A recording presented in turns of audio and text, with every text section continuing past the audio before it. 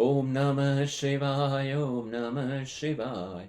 हर हर भोले नमः शिवाय।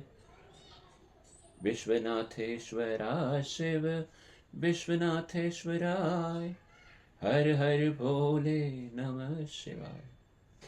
आप सब ने एक भगवान शिव की आरती तो सुनी होगी।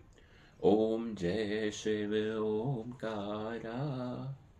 इसमें एक पैरा आती है। काशी में विश्वनाथ विराजत, नंदो ब्रह्मचारी। नित उठ भोग लगावत, पल पल दर्शन पावत। महिमा अति भारी, ओम जय शिव ओमकारा। आज तो आप समझ गए होंगे मैं किन के बारे में आपको बताना चाहता हूँ। विश्व के नाथ भगवान विश्वनाथ की बोल। काशी नरेश भगवान विश्वनाथ बाबा की जय हो। सप्तपुरियों में से एक पुरी है ये काशी नगरी, और यहाँ पे विराजमान है बाबा विश्वनाथ। पूरे जगत के नाथ, विश्व के नाथ विश्वनाथ यहाँ पर विराजमान है। तीसरा धाम, हमारे सनातन धर्म में चार धाम है। बद्रीनाथ, केदारनाथ, बद्रीनाथ, द्वारका, रामेश्वर और जगन्नाथ। वो जगन्नाथपुरी बाबा पुरी में विराजमान है, तो काशी में विराजमान है विश्वनाथ भगवान। सब देवों, असुरों, गंधर्वों, राक्षसों, सबके देवता है भगवान भोलेनाथ जी। इस काशी नगरी में विराजमान है। काशी नगरी भगवान शिव को बहुत बहुत प्रिय है। इस शिव पुराण में कहा गया है कि काशी नगरी मुझे इतनी प्रिय है कि मुझे समझ नहीं आता, भोलेनाथ जी कहते हैं मुझे समझ नहीं आता कि काशी मुझ में है या मैं काशी में। ये इसी स्थान था भगवान भोलेनाथ जी स्वयं प्रकट होकर। ऐसे लगता ही है, आप काशी विश्वनाथ मंदिर में जाइए ना, ऐसे लगता है कि भगवान भोलेनाथ वहां पे विराजमान है और वहां से विश्व की देख रेख कर रहे हैं। काशी में माँ अन्नपूर्णा जी का मंदिर भी है। एक मंत्र बहुत विख्यात है माँ अन्नपूर्णा का। अन्नपूर्णे सदा पूर्णे शंकर प्राण वल्लभे, ज्ञान वैराग्य सिद्ध्यर्थम भिक्षाम देहिम च पार्वती। तो जहां पर भगवान विश्वनाथ है तो साथ में अन्नपूर्णा माता भी वहां पर विराजमान है। कहा जाता है कि दुनिया की सबसे पहली नगरी काशी है और सबसे अंतिम नगरी भी काशी रहेगी, क्योंकि ये काशी नगरी जो है ना, भगवान भोलेनाथ के त्रिशूल की नोक पर है। और वहां तक वो भगवान भोलेनाथ जी वहां पर विराजमान हैं। और कहा जाता है कि भोलेनाथ जी इस अ, क्षेत्र का रखवाल करते हैं। जब भी आप काशी दर्शन करने के लिए जाएंगे, तो आप समझ लीजिएगा कि काशी का दर्शन करने के लिए आप पहले, चलिए पहले ज्योतिर्लिंग के बारे में आपको बताता हूँ। ये ज्योतिर्लिंग स्वयंभू उत्पन्न ज्योतिर्लिंग है। भगवान भोलेनाथ जी खुद यहाँ पे विराजमान है। यहाँ पर एक नहीं, दो नहीं, तीन नहीं, हजारों साल, हजारों भक्त यहाँ पर भोलेनाथ जी की दर्शन करने के लिए आते हैं। और हर एक का अलग अलग कथाएं हैं। अब कथा कहने, काशी जी का वर्णन करने जाऊं ना, मुझे ना ये वीलॉग तो क्या, बहुत सारी वीलॉग बनाऊं ना, फिर भी काशी का वर्णन कहा नहीं जा सकता। चलिए मैं थोड़ा थोड़ा मैं आपको बताता हूँ। भोलेनाथ जी जहाँ पर विराजमान है, ओके, वहाँ पर कहा जाता था कि जैसे ही ब्रह्मा विष्णु में लड़ाई हुई, तो कौन बड़ा है कौन बड़ा है, तो एक लिंग उत्पन्न हुआ। तो उस लिंग का नीचे की ओर गरुड़ विष्णु जी से कहा कि आप नीचे तक जाइए, जहाँ पर ये एंड होगा, एंड होकर हमको बताइए तो हम आपको बड़ा समझेंगे। ब्रह्मा जी से कहा कि आप ऊपर तक जाइए, ऊपर तक, जहाँ पर आसमान जहाँ पर छू लेता है, अब वहाँ तक जाकर टॉप तक छू कर आइए, फिर हमको बताइए। तो विष्णु और ब्रह्मा, विष्णु जी नीचे तक गए, ब्रह्मा जी ऊपर तक गए। तो विष्णु जी नीचे नीचे तक गए, वो लिंग का एंड कहाँ पे है नहीं मालूम, कुछ मालूम नहीं पड़ता है कि कहाँ पे है। तो ब्रह्मा जी ऊपर तक गए, आधे तक गए, थक गए। तो उन्होंने कहा कि चलो वो देखता तो देख रहे तो नहीं है, तो हम अ, वापस आ जाते हैं और कहते हैं कि हमने देख लिया। तो ब्रह्मा जी जल्दी वापस आ गए। विष्णु जी अभी तक ढूंढ ही रहे थे, ढूंढ ही रहे थे। तब भगवान शंकर से आकर कहा कि मैंने तो टच करके आ गया ऊपर तक। तो तब भगवान भोलेनाथ ने झूठ खेलने के लिए झूठ कहा, मतलब अ, ब्रह्मा जी ने झूठ कहा था। तो गुस्से में आकर भैरव का रूप धारण कर उनके, ब्रह्मा जी के 5 मुख थे, 5 मुख से एक मुख कट कर दिया था, निकाल दिया था। और विष्णु भगवान से कहा कि विष्णु भगवान ने वापस आकर कहा कि भगवान आपका तो आदि मध्य एवं अंत है ही नहीं, जितना मैं नीचे जा रहा हूँ उतना नीचे तक शिवलिंग जा रहा है। तो भगवान विष्णु से प्रसन्न हुए भोलेनाथ जी और कहा कि तुम्हारी और मेरी पूजा होगी, लेकिन ब्रह्मा जी की पूजा नहीं होगी।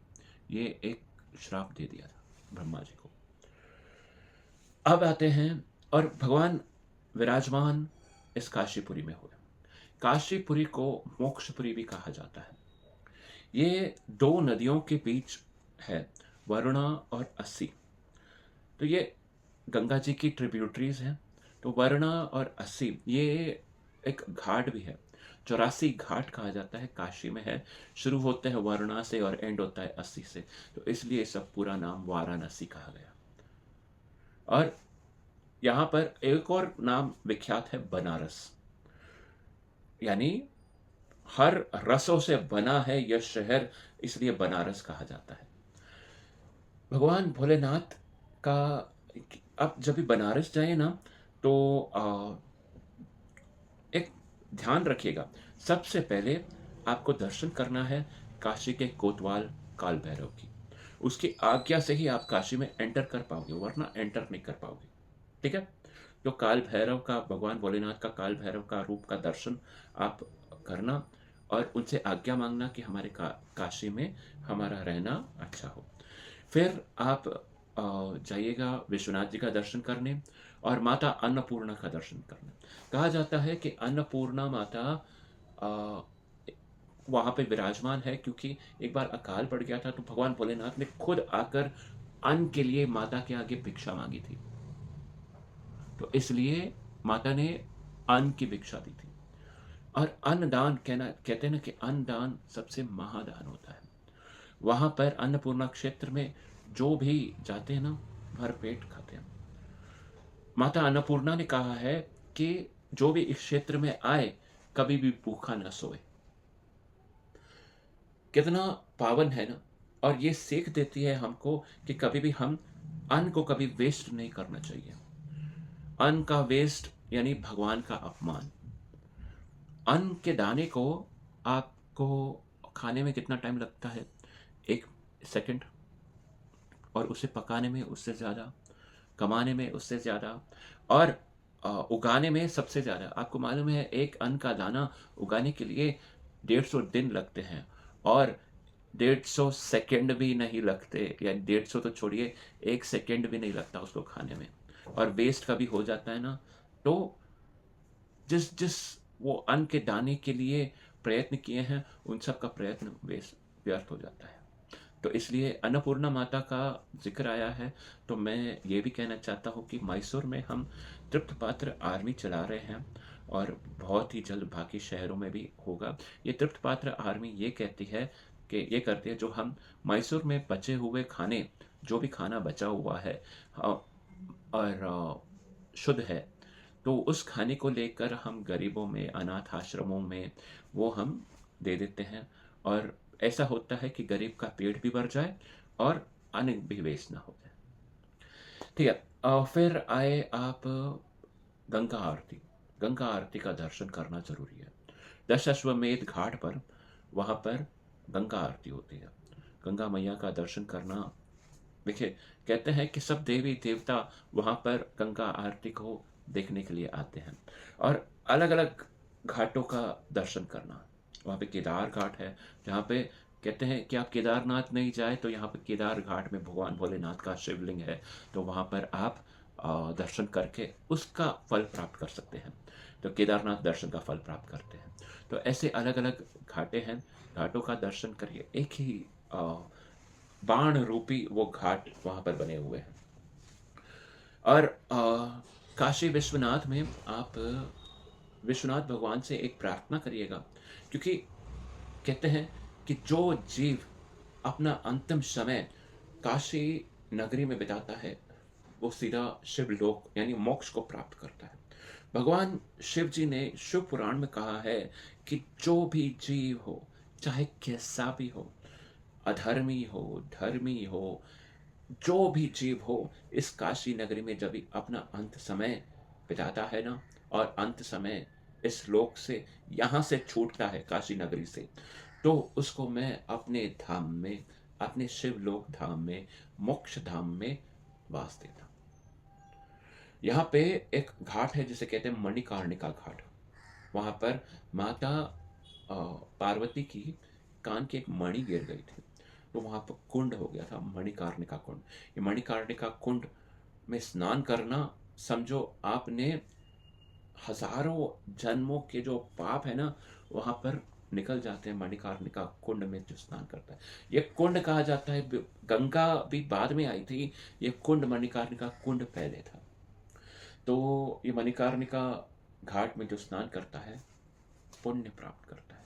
और यहाँ पर काशी नगरी में ही दो घाटें हैं, जैसे कहते हैं मणिकर्णिका घाट और हरिश्चंद्र घाट। राजा हरिश्चंद्र की जो स्टोरी तो आपने सुनी होगी, आगे इस सनातन धर्म के व्लॉग में मैं आपको बताऊंगा राजा हरिश्चंद्र की क्या स्टोरी थी। वो इस घाट के कोतवाली करते थे, हरिश्चंद्र घाट कहा जाता है। और हमेशा शमशान, ये शमशान घाट है दोनों, मणिकर्णिका और हरिश्चंद्र घाट। कहा जाता है कि यहाँ पर मणिकर्णिका में मेन, यहाँ पर कभी आग बुझती नहीं और हमेशा आग जलती रहती है, सालों साल तक आग जलती रही है, दिन रात। कहा जाता है कि मूर्ति को रात को नहीं जलाना चाहिए थी, ये अलग शहरों में है। काशी में 24 आवर्स चलता ही रहता है, चलता ही रहता है। तो ये आ, है हमारी काशी, भगवान भोलेनाथ की नगरी। और और दिलचस्प बात बताऊं, यहाँ पर माता की शक्ति पीठ है और संकट मोचन हनुमान जी हैं। यहाँ पर कहा जाता है कि तुलसीदास जी ने संकट मोचन हनुमान, इसी तीर्थ में संकट मोचन हनुमान जी का दर्शन किया था। और हनुमान चालीसा, तुलसी घाट है वहाँ पर हनुमान चालीसा का पाठ उन्होंने पहली बार लिखा था और कहा भी था। और जैसा कि मैं कहा जाता हूँ कि भगवान के शिव भक्तों ने इस काशी नगरी में ही बहुत सारी शिवलिंग उत्पन्न किए थे, शिवलिंग वहाँ पर बनाए थे। टोटल मैं कह सकता हूँ कि 511 यहाँ पर प्रतिष्ठित शिवलिंग है, जिसमें 12 स्वयंभू शिवलिंग है। उनमें से सबसे सर्वश्रेष्ठ है काशी विश्वनाथ भगवान। और 46 देवताओं ने स्थापित किए हैं और 48 ऋषियों ने स्थापित किए हैं। 7 ग्रहों द्वारा शिवलिंग वहाँ पर भी अलग अलग जगह पर स्थापित है। और 280 280 नहीं, 250 के करीब शिवलिंग जो वहाँ पर है ना, अलग अलग भक्तों ने वहाँ पर स्थापित किया है। और कह जैसे कि कहा जाता है कि ये महाशमशान भी है, और पास में ही सारनाथ भी है, जहाँ पर गौतम बुद्ध ने पहली बार सबको एनलाइट किया था, यानी पहला प्रवचन दिया था। इस नगरी में आदि शंकराचार्य जी ने आकर यहाँ पर पूजा की, यहाँ पर प्रतिष्ठित किया, अन्नपूर्णा माता से प्रार्थना की, वरदान मांगा कि यहाँ पर कभी अन्न की कमी ना हो। और इसी क्षेत्र में स्वामी विवेकानंद जी आए थे, दयानंद सरस्वती जी भी आए थे, और रामकृष्ण परमहंस भी आए थे। इन सब महापुरुषों ने, और अनगिनत महापुरुष यहाँ पर आए और काशी विश्वनाथ बाबा का दर्शन किया। हमारे प्रधानमंत्री श्री नरेंद्र मोदी जी यहाँ पर, यहाँ के एमपी हैं, मेंबर ऑफ पार्लियामेंट हैं। और अब कुछ 100 300 साल पहले औरंगज़ेब ने इस मंदिर का ध्वंस किया था, पास में एक मस्जिद बनाई थी जिसे कहते हैं ज्ञान व्यापी मस्जिद। लेकिन अब यही क्या कहा जाता है कि ज्ञान व्यापी और जो अ, मंदिर है वहाँ पर एक कुआँ था जिसे कहते हैं ज्ञान व्यापी कुआँ। पहले ज़माने में ज्ञान व्यापी यानी यह हिंदू शब्द है, ज्ञान व्यापी यानी ज्ञान को बढ़ाने वाला। लेकिन औरंगज़ेब ने उन्हें मस्जिद बना दिया था। अभी धीरे-धीरे अभी आप मंदिर जाओगे ना, विश्वनाथ जी का मंदिर जाओगे ना, तो सामने तो नंदी है ही है वहाँ पे, और एक नंदी है जो मस्जिद की ओर देख रहा है, प्रतीक्षा कर रहा है कि कब मैं अपने भोलेनाथ जी का दर्शन करूँ। कुछ लोग कहते हैं कि विश्वनाथ जी वहाँ पर विराजमान है, और ज़्यादा से ज़्यादा लोग कहते हैं कि विश्वनाथ जी यहाँ पर विराजमान है, कि यही तो एक क्षेत्र है। जैसे अभी काशी विश्वनाथ का कॉरिडोर बना है, कॉरिडोर के पहले गंगा द्वार, मतलब गंगा नदी से आप सीधा दर्शन करने के लिए निकल जाओ। कॉरिडोर से पहले ऐसे था कि गली गली से घूमते घूमते हुए जाते थे, लेकिन अभी सीधा दर्शन करने के लिए निकल जाओ। ऐसे बनाया है काशी। आप जाइएगा ज़रूर, और बताइएगा हमको, कमेंट करके, लाइक करके, शेयर करके और कमेंट करके हमको बताइएगा कि आपको ये व्लॉग कैसा लगा। और काशी विश्वनाथ भगवान की जय।